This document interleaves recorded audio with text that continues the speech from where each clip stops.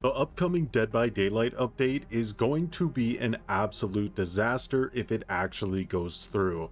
I really wish I could make positive content saying how awesome new features are going to be, but the game is about to become much less fun. It's that simple. Now, this video might come across a bit whiny, but hear me out because I really think the writing's on the wall for how all of this is going to play out. Not to mention, Behavior once again failed to say anything about the cheating epidemic, but whatever, let's just get to the points. Base Kit Unbreakable for every survivor and a bunch of fun perks completely ruined for no reason, including Rancor, which is literally my favorite perk in the game, is now worthless. Starting with Base Kit Unbreakable for every survivor. On paper, this is being done to stop situations where survivors are being bled out and to avoid the game immediately ending once all survivors have been put into the dying state. Because with the new Mori system, the game ends once all survivors are hooked or in the dying state at the same time. Now, it's not that bleeding survivors out isn't a problem, it definitely is, but I could have offered 100 better solutions than what Behavior has done here.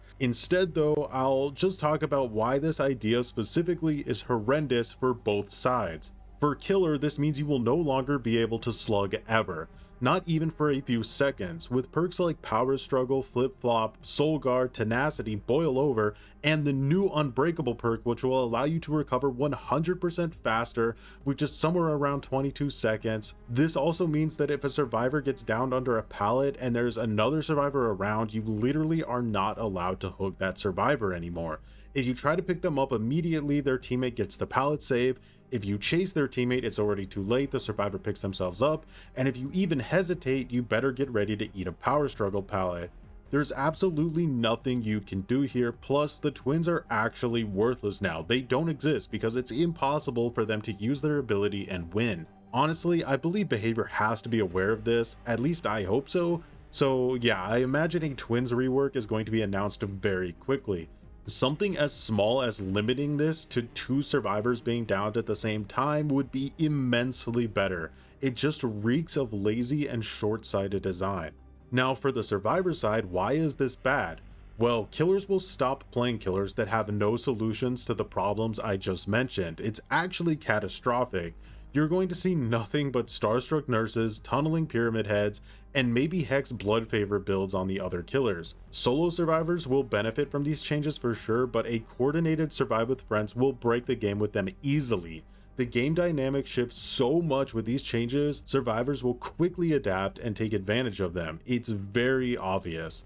For situations where the killer can actually slug all the remaining survivors to win the match instantly, nurse, how do you want to do that within 45 seconds or 22 seconds if anyone on the team has Unbreakable? That's really hard, especially now that survivors are aware of the consequences of letting the killer do that. They could basically run in a straight line to avoid this. Because let's be clear, the survivors have to let the killer do that with one nursey exception. It feels like something you would put in a game where the killer is an AI and not an actual player. Okay, let's move on to the perk changes, starting with Rancor, my formerly favorite perk in the game, that will now show you the Obsession's aura for 5 seconds and keep them permanently exposed in the endgame. This is such a boring change. Rancor is a perk that's just used to make the endgame exciting, that's it. Now there's no point to use it over other endgame perks at all. Bitter Murmur and Noed is just a better combo than anything you can do with the new Rancor.